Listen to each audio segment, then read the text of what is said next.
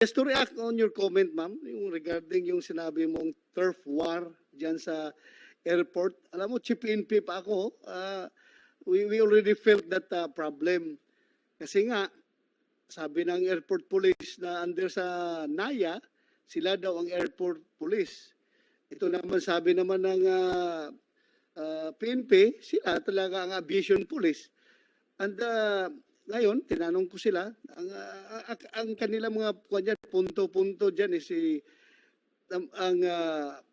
yung airport police daw, ang basis lang nila is executive order, while yung aviation na security group ng PNP, ang basis nila is RA 9165. So Republic Act yung pinagbasihan nila.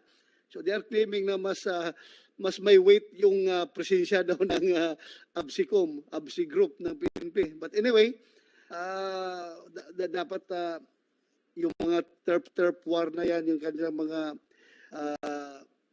kung sinong mas may karapatan dyan, dapat isang tabi nila for the sake of security ng ating facility na yan. Dapat mag-usap-usap sila para maayos yan, para hindi tayo masingitan. Dahil pag merong turf war, masisingitan talaga tayo dyan. So, yun lang po, ma'am.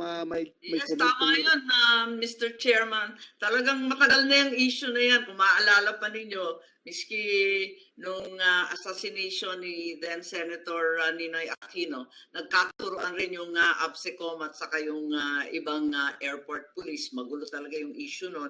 So, kinakailangan siguro, once and for all,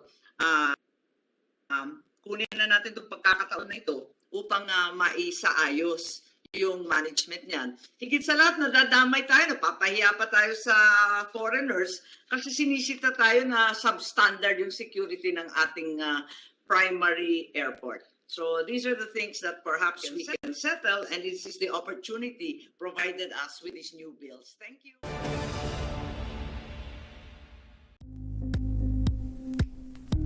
Thank you for watching Politico TV. Please like and subscribe to our channel for more videos.